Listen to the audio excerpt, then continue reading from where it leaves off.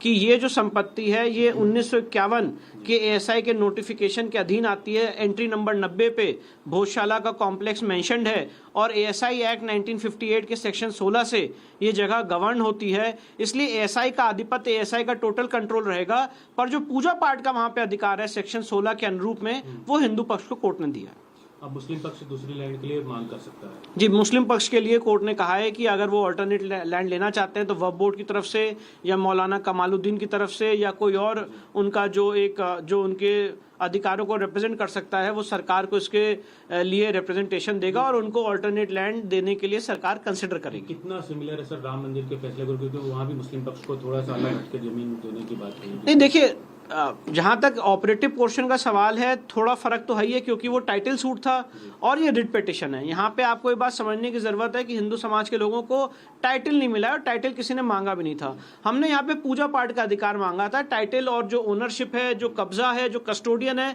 वो archaeological survey of India है, पर उसके तहत उस मॉन्यूमेंट के अंदर हम जाके अपनी पूजा पाठ कर सकते हैं और जो उनकी वहां पे नमाज अदा होती,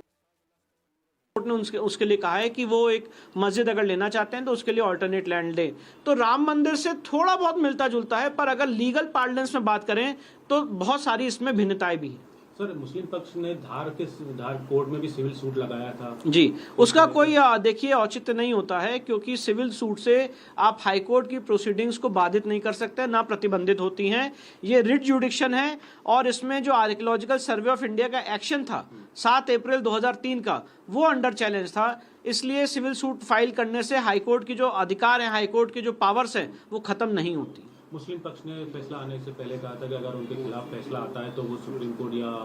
बिल्कुल सुप्रीम कोर्ट वो जाएं, उनका अधिकार है और सुप्रीम कोर्ट में उनका स्वागत हम लोग भी वहां पे करेंगे और वहां पे हम लोग भी सुप्रीम कोर्ट में मौजूद रहेंगे और अपनी बातें कोर्ट के सामने सुप्रीम कोर्ट में भी तर्क के आधार पे जैसे हाई कोर्ट में रखी वहां पे भी लड़ेंगे। सर, एक आखिरी सवाल पूछ रहा हूँ, इसमें एक क्या मुख्य चीज थी जिस पर हाई कोर्ट ने ये फैसला पूरा किया? सबसे इंपॉर्टेंट इसमें जो केंद्र बिंदु बना और जो हाई कोर्ट ने आज जजमेंट प्रोनाउंस किया, उसमें हाई कोर्ट ने बात कही कि जो आर्कियोलॉजिकल सर्वे की रिपोर्ट है और एएसआई एक साइंस है जो राम मंदिर के केस में भी होल्ड की गई है, और एएसआई ने अपनी रिपोर्ट में स्पष्ट किया है कि ये पूरी जगह एक हिंदू मंदिर का परिसर रहा है। तो इस फैसले का बहुत बड़ा आधार जो एएसआई का हमने पूरा सर्वे कराया था 98 डेज का, जो सुप्रीम कोर्ट से भी जो ऑर्डर कटा नहीं, तो वो एक बहुत बड़ा इस पूरे मामले में पहलू रहा, जिसके आधार पे और साथ ही साथ बहुत सारे हमने बुक्स, हिस्टोरिकल रेफरेंसेस का वर्णन भी किया था अपनी बहस के दौरान। तो ये कुल मिला के सारी चीजें आज के फैसले में एक बहुत महत्वपूर्ण बिंदु रही। लेकिन एएसआई के सर्वे को इन्होंने चैलेंज किया था मुस्लिम पक्ष ने, क्योंकि उन्होंने कहा कि मूर्तियों के नीचे सिगरेट पाउच और प्लास्टिक की बोतलें निकली जो उस जमाने में नहीं हुआ करती। हाँ, तो उस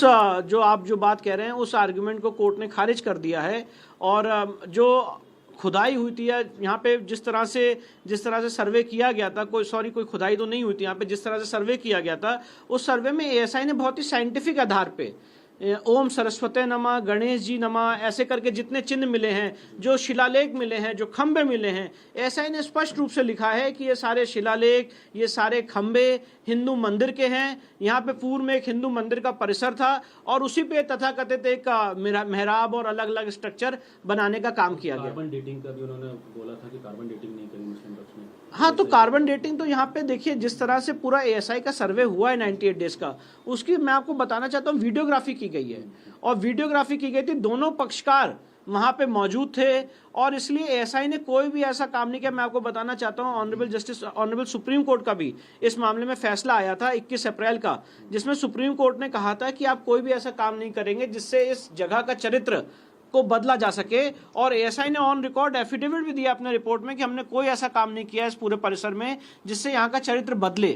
तो सारा काम कानून के अनुरूप, लॉ के अनुरूप, सेक्शंस के अनुरूप, ऑर्डर 26 रूल 10A के अनुरूप, सेक्शन 16 के अनुरूप हुआ है, हाई कोर्ट और सुप्रीम कोर्ट के आदेश के अनुपालन में हुआ है, कहीं भी किसी ढंग से कोई वायलेशन नहीं है। और इसलिए जो मुस्लिम पक्ष का ऑब्जेक्शन था एएसआई रिपोर्ट को लेके, उसको भी कोर्ट ने खारिज किया है और एएसआई रिपोर्ट को कोर्ट ने एक्सेप्ट किया। एएसआई के ही उसमें रिपोर्ट के आदेश था जो 2003 वाला आप बता रहे हैं जिसको क्वेश किया गया है? नहीं, जी बिल्कुल, ये एएसआई का ही ऑर्डर था 7 अप्रैल 2003 का नमाज का, जिसको आज हाई कोर्ट ने निरस्त कर दिया। ये क्या था?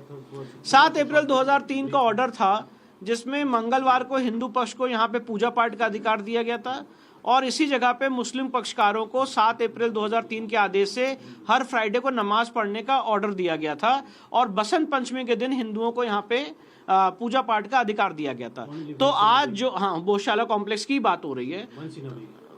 वंस इन अ वीक, ये हर हफ्ते का अरेंजमेंट है। मैंने बताया तो मंगल को पूजा, फ्राइडे को नमाज, बसंत पंचमी में एक्सक्लूसिव राइट ऑफ वर्शिप हिंदुओं का, ये ऑर्डर था। तो उसमें जो नमाज अदा करने का आदेश है कोर्ट ने उसको आज That was Vishnu Shankar Jain, the lawyer representing the Hindu side,